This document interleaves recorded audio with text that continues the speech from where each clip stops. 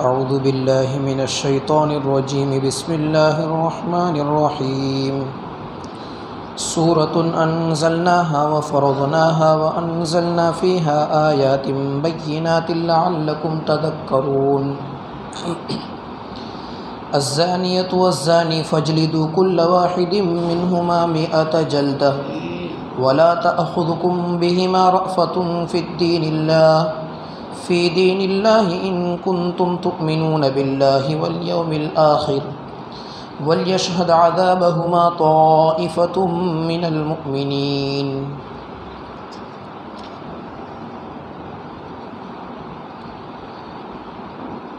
ये वो सूरत है जिसको हमने नाजिल किया। व फ़रज़नाहा, और हमने ही उसको मुतय्यन किया, यानी अहकाम को मुतय्यन किया। और हमने उतारा इस सूरत में साफ़ निशानियों को, साफ़ आयतों को, ताकि तुम याद रखो। ये सूरह नूर की पहली आयत का मतलब खेस मैंने आपके सामने तर्जमा किया। हम सब जानते हैं कि पूरा ही कुरान अल्लाह ताला ने उतारा है। कुरान में कुल 114 सूरतें सब अल्लाह ने उतारी है। फिर भी इस सूरत को जब अल्लाह ताला ने उतारा तो अलग से यूँ बयान किया कि हमने इस सूरत को उतारा है। अलग से अल्लाह ताला ने दूसरी मर्तबा क्यों बयान किया? उसका जवाब ये है कि इस सूरत में कुछ अहकाम ऐसे उतरने वाले हैं जो बहुत तवज्जो के काबिल है और बहुत ज़रूरी अहकाम है। कहीं ऐसा ना हो कि इन अहकाम की तरफ हमारा ध्यान न जावे या हम गफलत बरत लेवें। इसलिए अल्लाह ताला ने आगाह कर दिया कि इस सूरत के अहकाम हमने उतारे हैं। अल्लाह ताला ने अपनी तरफ निस्बत की कि हमने उतारे हैं। और फिर आगे फरमाया व फ़रज़नाहा, और उसमें कौन सी चीज़ फ़र्ज़ है, कौन सी वाजिब है, कौन सी सुन्नत है, कौन सी मुस्तहब है, ये सब हमने मुतय्यन किया है। व अनज़लना फ़ीहा आयातिन बय्यिनात, आगे फिर से अल्लाह ताला फरमाते हैं हमने इस सूरत में साफ साफ निशानियाँ उतारी है, साफ साफ आयतें बयान की है, लअल्लकुम तदक्करून, ताकि तुम याद रखो।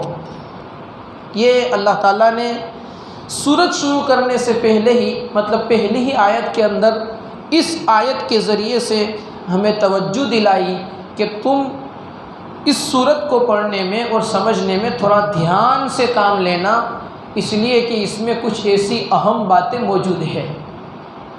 जब हमें तवज्जो दिला दी गई, हमने जब ध्यान करने की कोशिश की कि अल्लाह क्या बयान करते हैं, तो दूसरी ही आयत में अल्लाह ताला ने एक बहुत बड़ा हुक्म बयान कर दिया। क्या तर्जमा है उस आयत का? अज़्ज़ानियतु वज़्ज़ानी, ज़िना करने वाली औरत और ज़िना करने वाला मर्द, फ़ज्लिदू कुल्ल वाहिदिन मिनहुमा मिअत जल्दा, इन दोनों में से हर एक को 100 कोड़े मारो, 100 दुर्रे मारो। वला ताख़ुज़ुकुम बिहिमा रअफ़तन फ़ी दीनिल्लाह, और तुम इन दोनों के मामले में, इन दोनों के बारे में, सज़ा के मामले में अल्लाह के दीन में नरमी से मामला मत करना, अगर तुम अल्लाह पर और आखिरत के दीन पर ईमान रखते हो। दूसरी ही आयत में ज़िना का हुक्म बयान किया गया है। मौजू और ये हुक्म थोड़ा ऐसा है कि कुछ लोगों को ये बातें सुनने में पसंद आए और कुछ लोगों को पसंद न आए, लेकिन चूँकि कुरान की तफसीर चल रही है और ये आयत आई है तो मुझे इस सूरत की और इस आयत की तफसीर करनी पड़ेगी।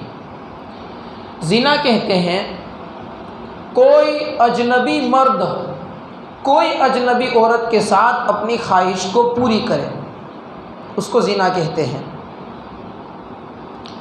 इस ज़िना को शरीयत इस्लाम में हराम करार दिया। अल्लाह के नबी जिस वक्त दुनिया में तशरीफ़ लाए उस वक्त मक्का के लोगों में दो बीमारियां बहुत ज़्यादा थी। एक तो मैंने आपको पहले दिन बताई थी, शराब, नशा, बहुत ज़्यादा नशा करते थे। और दूसरी बीमारी थी ज़िना, कसरत से होता था। अल्लाह ताला ने ये आयत उतार करके एक हुक्म नाजिल फरमाया जिसमें ये कहा गया कि अगर कोई ज़िना करने वाला मर्द या ज़िना करने वाली औरत जिसके ऊपर ज़िना का गुनाह साबित हो जाए तो उसको 100 दुर्रे मारने की सज़ा दी जाए। सज़ा कौन देगा? क्या हम में से कोई मुसलमान किसी मुसलमान को इस गुनाह में देखे तो सज़ा दे सकते हैं? नहीं। ये सज़ा देना जो फजलिदू अल्लाह ने कहा है, तुम सज़ा दो, ये सज़ा देने का हुक्म अल्लाह ताला ने सिर्फ इस्लामी हुकूमत के काजी और जज के पास रखा है। अगर हम इसी मुल्क में रहते हैं जहाँ पर इस्लामी निज़ाम नहीं है, इस्लामी कोर्ट नहीं है, इस्लामी काजी और जज नहीं है, तो हमें ये हक नहीं है कि किसी गुनहगार को सज़ा दें। हम नहीं दे सकते। आज का सबक बड़ा अहम सबक है, थोड़ा ध्यान से सुनना। पहली शर्त ये बयान की गई कि सज़ा देने का हक हमारे पास नहीं है। क्या इससे पहले कोई सज़ा ज़िना की नाजिल हुई थी? सूरह निसा में एक आयत उतरी थी जिसमें अल्लाह तबारक व तआला ने यह हुक्म दिया था कि अगर कोई मर्द या औरत इस गुनाह में मुब्तला हो, अगर कोई इस गुनाह में पड़ा हुआ हो तो उसको उसके घर में ही रोका जावे और उसके लिए काजी और जज कोई भी सज़ा मुतय्यन कर लेवे। फिर आगे अल्लाह ने उसमें कहा था सूरह निसा में कि यहाँ तक कि अल्लाह ताला इसके बारे में कोई और हुक्म ले आए, ऐसा वादा किया था कि अभी उनको उसके घर में रहने दे और जज साहब को इसके लिए सज़ा मुतय्यन कर दे इस्लामी हुकूमत की कोर्ट, और आगे अल्लाह कोई दूसरा हुक्म लाएगा। ये अल्लाह ने कहा था। जो वादा वहाँ पर सूरह निसा में किया था उसी वादे को अल्लाह ने यहाँ पर पूरा किया। कुरान में कुल 5 गुनाह ऐसे हैं जिसकी सज़ा अल्लाह ताला ने बयान कर दी है। खाली 5 गुनाह। एक है चोरी, अस्सारिक़ु वस्सारिक़तु फ़क़्तउ अयदियहुमा जज़ाअम बिमा कसबा। चोरी करने वाला मर्द और चोरी करने वाली औरत अगर उस पर चोरी का जुर्म और गुनाह साबित हो जावे तो उन दोनों के हाथ को काट दो। एक ये सज़ा अल्लाह ने बयान की है। दूसरी, शराब की सज़ा अल्लाह ने बयान की है कुरान में कि क्या सज़ा होगी। तीसरी, पाक दामन औरत पर, पाक साफ औरत है उसके ऊपर अगर कोई मर्द ज़िना की तोहमत लगावे तो उसकी भी सज़ा अल्लाह ने कुरान में बयान कर दी है। और चौथी सज़ा बयान की है इस आयत में, ज़िना करने वाला मर्द और औरत उसको भी 100 दुर्रे 100 कोड़े मारे जावे, ये सज़ा अल्लाह ने बयान की है। और 5वीं जो मैंने बयान किया था कि किसास, अगर कोई मर्द किसी को कत्ल कर देवे तो कत्ल के बदले में कत्ल, ये अल्लाह ने किसास बयान किया है। ये 5 सज़ा अल्लाह ने कुरान में बयान की है। बाकी गुनाहों की सज़ा के बारे में अल्लाह ताला ने इस्लामी हुकूमत का जो जज और काजी होता है उसके हवाले कर दिया कि आपको जो सज़ा मुनासिब लगे वो सज़ा करो। सिर्फ ये 5 सज़ा अल्लाह ने कुरान में बयान की है। उनमें से एक सज़ा का यहाँ पर जिक्र है। अब दुर्रा और कोड़ा कैसा होना चाहिए? फरमाते हैं चमड़े का कोड़ा होना चाहिए। रुई का बना करके कोई हिला हवाला निकाले तो नहीं चलेगा, चमड़े का कोड़ा होना चाहिए। आगे फरमाया कितने कोड़े मारे? अल्लाह ने कुरान में बयान कर दिया 100 कोड़े मारे। इब्ने कसीर रहमतुल्लाह अलैह ने रिवायत बयान की है, क़यामत के दिन अल्लाह ताला के दरबार में एक हाकिम को लाया जाएगा, बादशाह को, फैसला करने वाले को, और उनसे अल्लाह ताला पूछेंगे कि तूने फुला बंदे को ज़िना की सज़ा में 99 कोड़े क्यों मारे, एक कम क्यों मारा, 100 पूरे क्यों नहीं किए। तो वह हाकिम कहेगा, या अल्लाह 99 कोड़े मैंने मारे, 99 कोड़े मारे, तो मुझे उसके ऊपर रहम आ गया उसकी हालत देख करके, इसलिए मैंने एक कोड़ा नहीं मारा। अल्लाह ताला फरमाएंगे, अच्छा तू मुझसे भी ज़्यादा रहम करने वाला हो गया। हुक्म दिया जाएगा फरिश्तों को, इसको पकड़ करके जहन्नम में डाल दो। उस हाकिम को जहन्नम में डाल दिया जाएगा।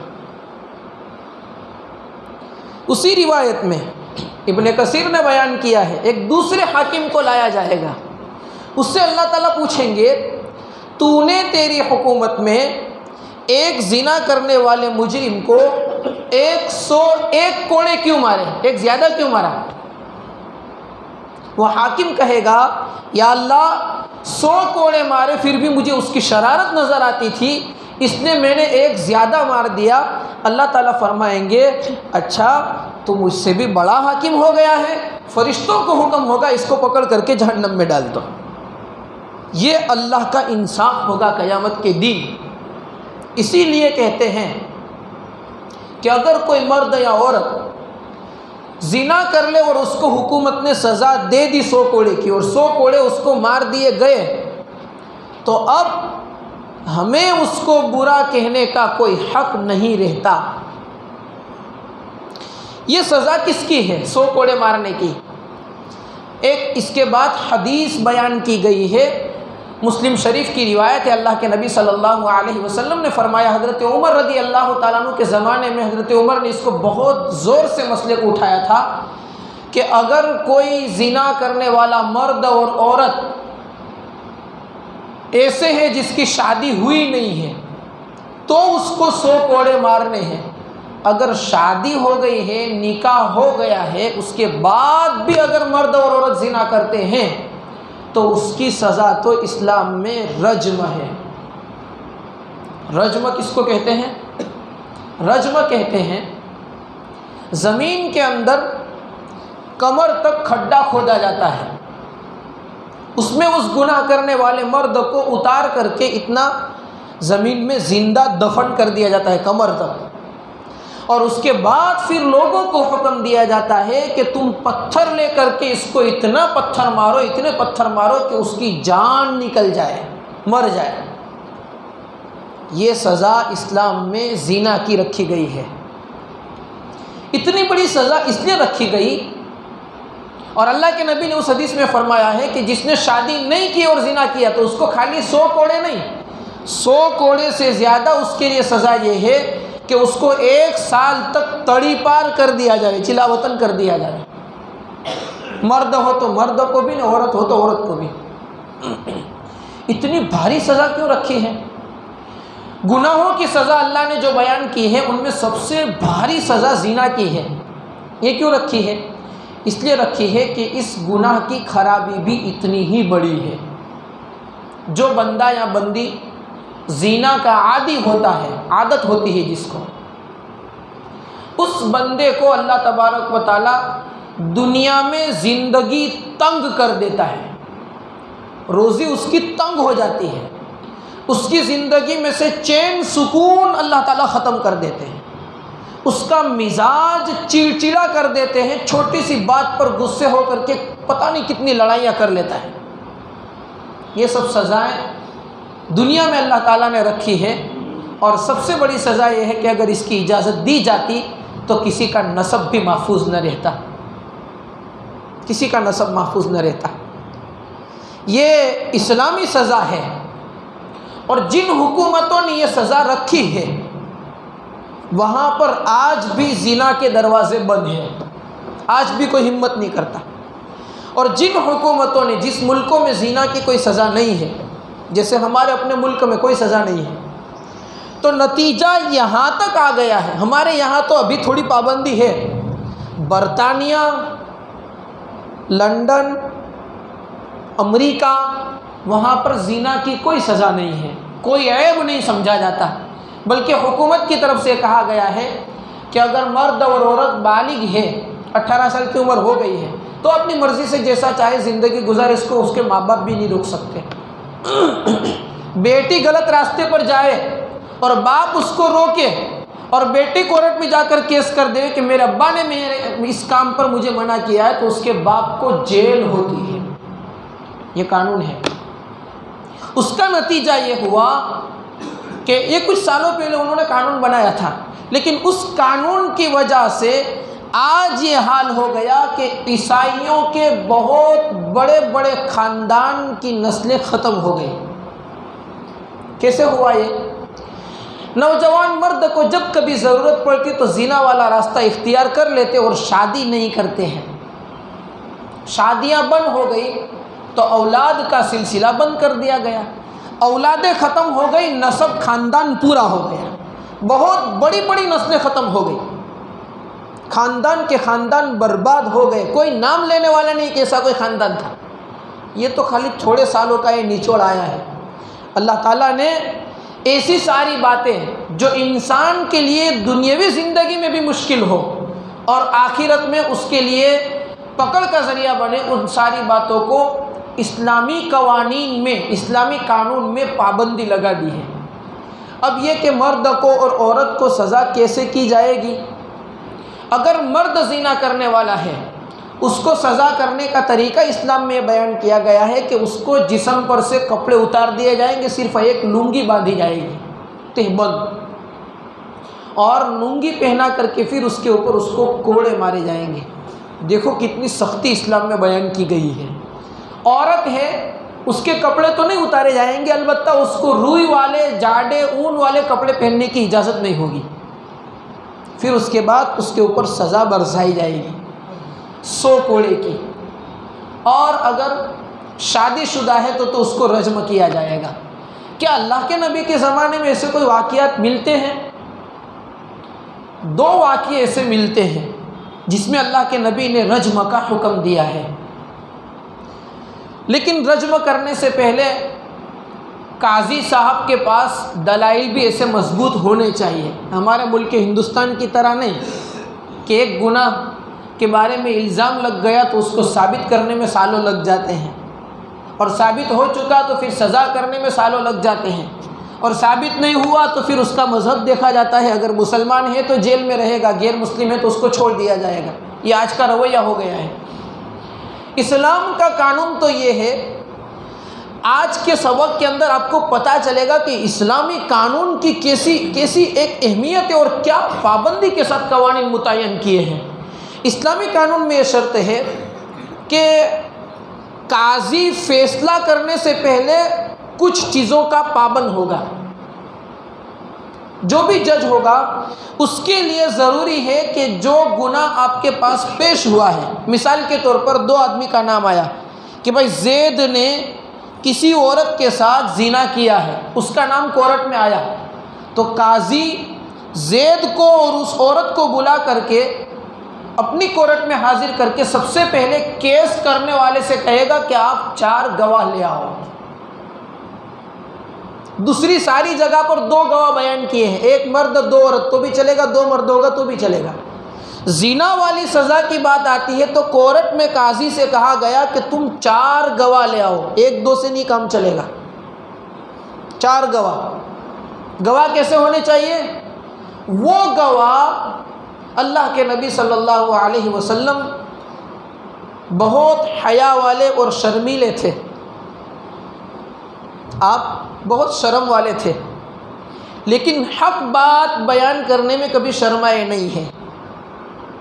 आपने हुक्म दिया ज़िना की गवाही वो बंदा दे जिसने अपनी आँखों से सिलाई को सुरमादानी में जाते हुए देखा हो, तो गवाही दे सकता है, बाकी नहीं। खाली किसी के कमरे में देख लिया कि एक मर्द और औरत थी तो वो बंदा अपनी ज़ुबान से ये नहीं कह सकता कि उसने ज़िना किया है। अगर कोई ऐसी गवाही लेकर कोर्ट में आएगा कि मैंने उसको फुला जगह पर देखा था, दोनों एक रूम में गए थे, या होटल में गए थे, या गेस्ट हाउस में गए थे, ऐसा हुआ था वैसा हुआ था, लेकिन ये गवाही नहीं देगा, तो काजी साहब के लिए ये हुक्म है कि इस गवाही देने वाले को 80 कोड़े मारो, क्योंकि इसने तोहमत लगाई है। कितनी सख्ती है इस्लाम में। सजा साबित करनी है तो गवाही दो। अच्छा, गवाही देने वाला 1, 2 या 3 हो, केस करने वाले 1, 2 या 3 हो, और चौथा गवाह नहीं मिलता उसके पास, तो काजी को ये फैसला करना पड़ेगा कि ये तीनों झूठे हैं, इनको 80-80 कोड़े मारो, क्योंकि इस्लाम में 4 गवाह की शर्तें हैं। अब 4 गवाह ऐसे हो जिसने अपने आंखों से पूरी हकीकत देखी हो, और वो काजी के पास कोर्ट में दलील पेश करे और गवाही दे, तो काजी उसकी गवाही का एतबार करते हुए उसके ऊपर सज़ा नाफिज करेगा। अब रही ये बात, आज के ज़माने में तो 5-5 हज़ार में गवाह मिल जाते हैं। 5 हज़ार दे दो तो गवाह मिल जाए। क्या ऐसे गवाहों की गवाही चलेगी?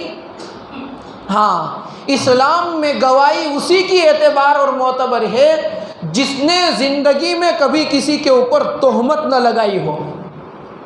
एक मर्तबा कोर्ट में साबित हो गया है कि इसने किसी पर तोहमत लगाई थी, यानी इसको झूठ बोलने की आदत है, ये साबित हो गया, ज़िंदगी भर उसकी कोई गवाही कोर्ट में कबूल नहीं की जाएगी। इसका मतलब चारों गवाह भी एकदम पाक साफ होने चाहिए, नेक होने चाहिए, तो उसकी गवाही कोर्ट में कबूल की जाएगी। ये तो ज़िना के मुताल्लिक सज़ा बयान की गई है। दूसरा एक तरीका ये है, अल्लाह के नबी के ज़माने में जो सज़ाएं दी गई थी वहाँ पर कोई गवाही देने वाले गवाह नहीं थे, लेकिन जिन्होंने गुनाह किया था वो खुद अल्लाह के नबी के पास आए थे और आ करके अल्लाह के नबी से कहा था कि या नबी अल्लाह, मुझसे गुनाह हो गया है, मुझे पाक कर दीजिए। ऐसे लोग भी थे। अगर कोई बंदा कोर्ट में जा कर के ये कबूल करे कि मैंने गुनाह किया है, तो जज के लिए क्या हुक्म है? जज के लिए हुक्म ये है कि वो गवाही देने वाला 4 अलग अलग जगह पर गवाही दे, 4 अलग अलग जगह पर कि हाँ मैंने गुनाह किया है, मैंने ज़िना किया है, वो गवाही दे, तो काजी उसकी बात का एतबार करेगा। शर्त है कि गवाही देने वाला जो बंदा है, जो कहता है कि मैंने गुनाह किया, उसका दिमाग भी ठीक ठाक है कि नहीं, ये भी देखा जाएगा।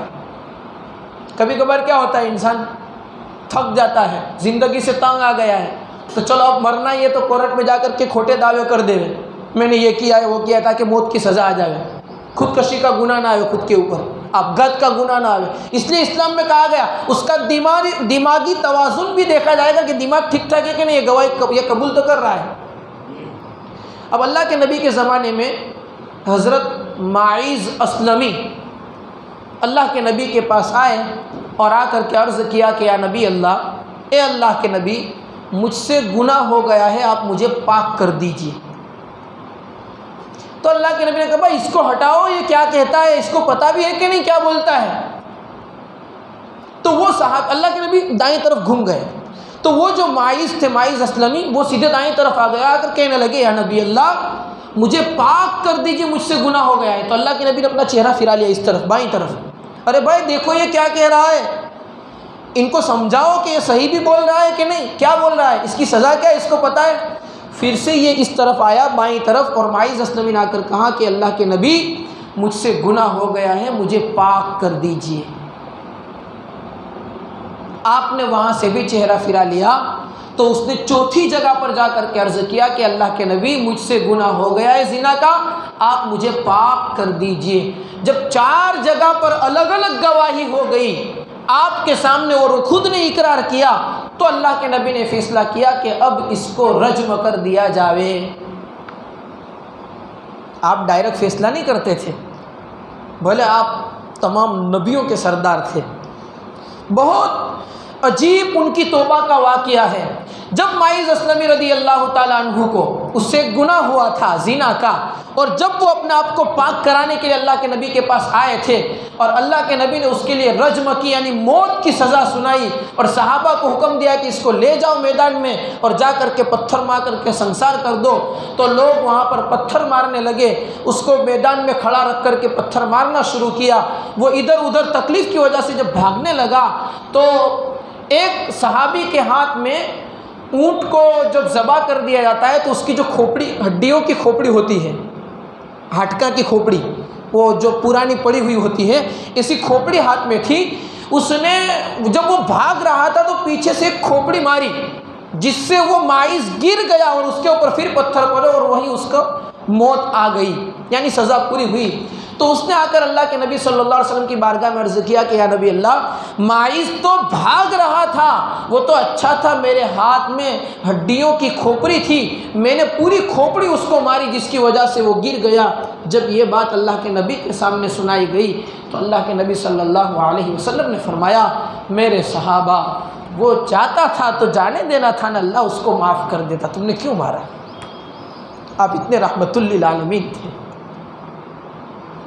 एक औरत को ज़िना की सज़ा के अंदर रज्म किया जा रहा था। जब लोगों ने पत्थर मारा और पत्थर मारने की वजह से एक सहाबी के कपड़े पर खून का कतरा उड़ गया, खून का कतरा, चूँकि पत्थर लगे थे, खून उड़ा, तो उसने उस खून को गंदा समझा कि ओहो, मेरे जिस्म पर एक जानिया औरत का खून आ गया। जब उसने ये बुरा समझा, खराब समझा उसको, तो अल्लाह के नबी की बारगाह में ये बात पहुंचाई गई कि एक सहाबी ने इस औरत के उड़ने वाले खून को बुरा समझा है। तो अल्लाह के नबी सल्लल्लाहु अलैहि वसल्लम फरमाया, तुम उस औरत को बुरा समझते हो, तुम्हें मालूम है उस औरत ने अल्लाह से ऐसी पक्की सच्ची तौबा की है कि अगर उसकी तौबा को मदीना वालों पर तकसीम कर दिया जाए तो सारे मदीना वालों की अल्लाह मगफिरत कर दे। वो खुद इकरार करना आई थी कि मुझसे गुनाह हो गया है, इसलिए अल्लाह के नबी ने पाक करने का हुक्म दिया था, और पाक वहाँ पर सज़ा जुर्म थी। ये अल्लाह ताला ने इस कुरान में बयान किया इस आयत के अंदर। आगे अल्लाह ताला कैसे बयान करते हैं, वला ताखुद बिहिमा रअफ़तन फ़ी दीनिल्लाह, अल्लाह के दीन के मामले में नरमी मत बरतना, सख्ती से काम लेना, तुम्हें रहम आए तो रहम मत खाना। ये इतनी सख्त सज़ा इसलिए बयान की गई कि ये दरवाज़े बंद रहे, गुनाहों के दरवाज़े खुले नहीं। लेकिन अफसोस कि हमारे दौर में, हमारे इलाके में, हमारे ज़माने में ये गुनाह आज आम हो गया है, आम हो गया है। बारिशें रुक जाती है, बगैर मौसम के बारिश आती है, ज़लज़ले कसरत से आते हैं। सबसे बड़ा गुनाह बेहयाई का और ये ज़िना का गुनाह होता है। आप देखिए मुसलमान नौजवान बच्चे और नौजवान बच्चियों का क्या हाल है और किस हद तक पहुँचे हुए हैं। माँ बाप यूँ समझते हैं कि मेरे अपने बच्चे पाकदामन है। कभी कभार जब दुनिया में किसी बंदे का कोई गुनाह, कोई सीसीटीवी कैमरे की मदद से या मोबाइल की मदद से जब लोगों में फैल जाता है तो लोग उसका बड़ा घिन महसूस करते हैं, और जिससे गुनाह हुआ है वो कई दिनों तक अपने घर से बाहर नहीं निकलता। मेरे भाइयों, कभी कभार वो ये भी सोच लिया करे कि क़यामत का दिन होगा, हज़रत आदम अलैहिस्सलाम से लेकर क़यामत तक आने वाले सारे इंसान वहाँ पर मौजूद होंगे। अगर गुनाहों से तौबा नहीं की तो अल्लाह ताला उस गुनाहों का वीडियो लोगों के सामने चलाएंगे। उस वक्त क्या आलम होगा? उस वक्त हमारे बच्चे भी होंगे, हमारे माँ बाप भी होंगे, हमारे उस्ताद और टीचर भी होंगे, हमारे पड़ोसी और खाला और मासी और फूफी सब होंगे। उनके दरमियान में गुनाहों का वीडियो चलाया जाएगा।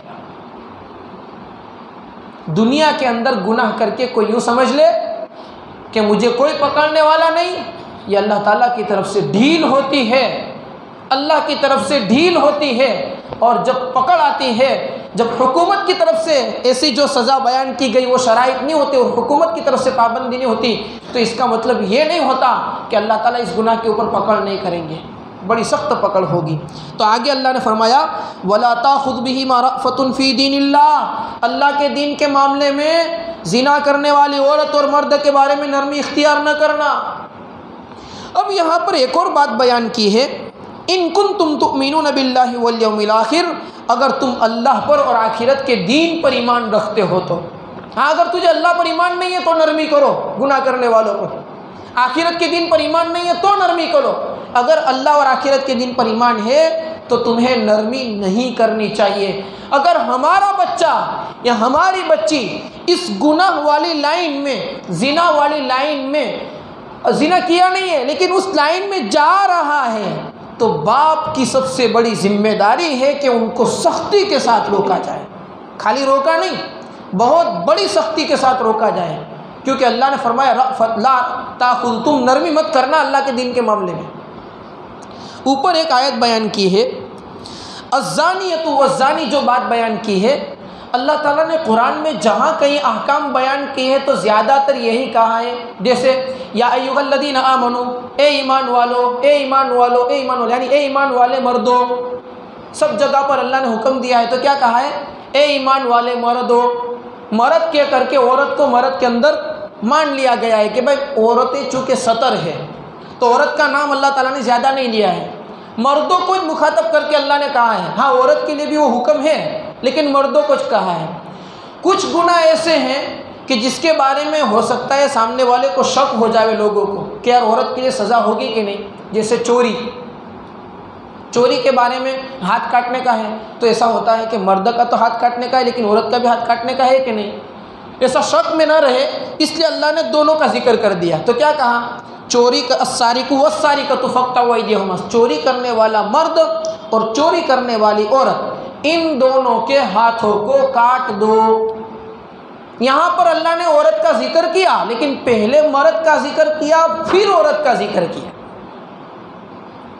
लेकिन जब बारी आई जीना की तो जीना के मामले में अल्लाह ताला ने बयान किया अज़्ज़ानियतु वज़्ज़ानी, जीना करने वाली औरत और जीना करने वाला मर्द, यानी औरत का पहले जिक्र किया और मर्द का बाद में जिक्र किया। ऐसा क्यों? मैंने सवाल कायम किया आपके सामने कि ऐसा क्यों किया अल्लाह ताला ने। पूरे कुरान में अल्लाह का दस्तूर अलग रहा, कानून अलग रहा, और इस आयत में अल्लाह ने कानून क्यों बदल दिया? उसकी वजह मुफ्ती शफ़ी साहब ने मारिफुल कुरान में लिखी है। फरमाते हैं ज़िना ये बेहयाई का गुनाह है, बेशर्मी का गुनाह है, और बेहयाई और बेशर्मी का गुनाह अगर किसी मर्द से हो जाए ये तो अभी भी समझ सकते हैं कि हो सकता है, लेकिन औरत तो चाहे मुसलमान हो कि गैर मुस्लिम हो, औरत की फितरत में अल्लाह ताला ने शर्म और हया को रखा है। औरत इस दर्जे तक पहुंच जाए कि उसकी तरफ से इब्तिदा हो जाए और वो किसी हराम काम के लिए, बेहयाई के लिए तैयार हो जाए, ये तो मुमकिन ही नहीं हो सकता। इसलिए तुम ये मत समझना कि यार मार डालने की और कोड़ा मारना ये औरत तो कमज़ोर है, नहीं, उस औरत की तो पहले सज़ा करो, उसको तो कभी बख्शा ना जाए कि उस औरत ने औरत हो करके बेहयाई का काम किया है। इसलिए अल्लाह ताला ने अज़्ज़ानियतु यानी औरत का जिक्र पहले किया और मर्द का जिक्र बाद में किया। आगे है इस आयत का आखिरी जुमला, वलयशहद अज़ाबहुमा ताइफ़तुम मिनल मुमिनीन। ज़िना की जब तुम सज़ा देने लगो, कोर्ट से कहा जा रहा है, जज से कहा जा रहा है, अगर तुम सज़ा भी देने लगो तो याद रखना उसकी सज़ा के वक्त मुसलमानों की एक जमात को चाहिए कि वहाँ पर मौजूद रहे, यानी लोगों के दरमियान में उसको सज़ा दी जाए ताकि दूसरे लोगों के लिए इबरत बने। अब सोचो किसी ज़िना करने वाले मर्द और औरत को एक खुले मैदान में ला करके पूरे गांव वालों को जमा करने का हुक्म दिया जावे और फिर ये कहा जावे कि इन दोनों को पत्थर मार मार करके यहाँ पर मार डालो, ऐसी सज़ा हुकूमत दे देवे, इस्लामिक हुकूमत दे देवे, और मुसलमान मर्द मिल करके पत्थर मार मार करके उन दोनों को मार डाले, दूसरे लोग जो देखेंगे उसको कभी ज़िंदगी में हिम्मत होगी ज़िना करने की? क्या कभी वो गुनाह करेंगे देखने वाले? ये इस्लाम की हिकमत है कि अल्लाह ताला ने कहा वलयशहद अज़ाबहुमा, इन दोनों के सज़ा के वक्त ताइफ़तुम मिनल मुमिनीन, ईमान वालों की एक जमात का हाजिर रहना भी ज़रूरी है ताकि वो गवाह बने और लोगों के लिए इबरत का सामान हो। अल्लाह ताला से हम दुआ करते हैं अल्लाह तबारक व ताला हम तमाम को और हमारी नस्लों को, हमारे मुसलमान भाइयों और बहनों को इस बड़े गुनाह से हिफाजत फरमाए। एक मसले के मुताल्लिक बता दूँ, रोज़ा रखने के मुताल्लिक एक मसला है। बहुत सारी मर्तबा ऐसा होता है कि सुबह सहरी किया, सहरी करने के बाद आदमी को पानी पीने का तकाज़ा होता है कि चलो मैं पानी पी लूँ। अब वो पानी पीने के अंदर घड़ी देखने जाता है तो ऐसा लगता है कि टाइम पूरा हो गया, या शक लगती है कि पूरा हुआ होगा कि नहीं हुआ होगा। अगर किसी बंदे ने इस शक में हुआ है कि नहीं हुआ इस तरह करके पानी पी लिया या कुछ खा लिया सहरी में, हालांकि टाइम पूरा हो गया था, भले 1 सेकंड भी ऊपर हुई हो, टाइम पूरा हो गया, तो उसके बाद अगर किसी ने खाया पिया है, जानबूझकर नहीं गलती से भी खाया पिया है, तो भी उसका रोज़ा नहीं होगा, क्योंकि उसको पता है कि टाइम पूरा हो रहा है, फिर भी गलती कर रहा है। अगर ऐसा शक वाला टाइम हो तो बराबर तहकीक करके फिर खाए पिए, वरना खाना पीने से रोज़ा शुरू ही नहीं होगा। इसी तरीके से इफ्तार का मसला, इफ्तार के मसले के अंदर पता है कि इतने बजे टाइम पूरा होता है, अब किसी बंदे ने जल्दी में गफलत की वजह से 1 मिनट जल्दी या 30 सेकंड जल्दी या थोड़ी देर कुछ पल टाइम होने से पहले ही रोज़ा खोल लिया, पूरे दिन उसको रोज़ा रखने का कोई सवाब नहीं मिलेगा। इसलिए एहतियात बयान की गई है कि टाइम पूरा होने से पहले 5 मिनट पहले खाना खाकर पी करके 10 मिनट पहले फारिग हो जाए, और रोज़ा इफ्तार करने में भी टाइम पूरा होने के बाद 2-5 मिनट के बाद ही रोज़ा खोले, ताकि हमारा रोज़ा मुकम्मल हो जाए। अल्लाह ताला अमल की तौफीक अता फरमाए। बिस्मिल्लाहिर्रहमानिर्रहीम। या रब्बी लकल हम्दु कमा यंबगी लिजलाली वजहिका व अज़ीमि सुल्तानिक। या रब्बी सल्लि व सल्लिम दाइमन अबदन अला हबीबिका खैरिल खल्क़ि कुल्लिहिम। अल्लाहुम्मा रब्बना आतिना फ़िद दुनिया हसनतन व फ़िल आखिरति हसनतन व क़िना अज़ाबन नार। रब्बना ज़लमना अनफुसना व इल्लम तग़फ़िर लना व तरहमना लनकूनन्न मिनल ख़ासिरीन। रब्बना इग़फ़िर ली व लिवालिदैया व लिल मुअमिनीना यौम यक़ूमुल हिसाब। अल्लाहुम्मा अल्लिमनल किताब वल हिकमा, अल्लाहुम्मा फ़क़्हिनी फ़िद्दीन। रब्बना तक़ब्बल मिन्ना इन्नका अंतस समीउल अलीम व तुब अलैना या मौलाना इन्नका अंतत तव्वाबुर रहीम। व सल्लल्लाहु अला नबिय्यिल करीम। आमीन बिरहमतिका या अरहमर राहिमीन।